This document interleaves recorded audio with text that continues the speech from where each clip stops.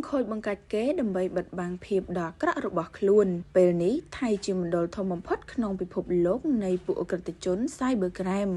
ពេលដែលថៃប្រឹងចោទកម្ពុជាថាជាមណ្ឌលធំបំផុតក្នុងពិភពលោកនៃពួកអក្រិតជន Cybercrime ទូរទស្សន៍សិង្ហបុរីនៅយប់ថ្ងៃទី20 ខែមិថុនាឆ្នាំ2025បានផ្សាយវីដេអូឯកសារមួយដែលបង្ហាញថា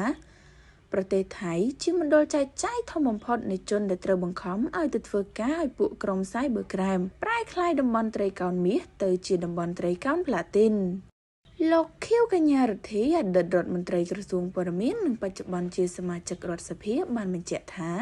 ប្រទេសថៃជាមណ្ឌលចែកចាយធំបំផុតនៃជនដែលត្រូវបង្ខំឲ្យទៅធ្វើការឲ្យពួកក្រុម Cybercrime ប្រែក្លាយតំបន់ត្រីកោណមាសទៅជាតំបន់ត្រីកោណផ្លាទីន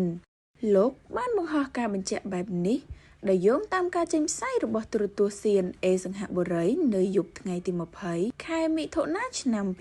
2025ការបញ្ចេញឯកសាររបស់ CNA ពេលដែលថៃប្រឹងចោទកម្ពុជាថាជាមណ្ឌលធំបំផុតក្នុងពិភពលោកនៃពួកអក្រិតជន Cybercrime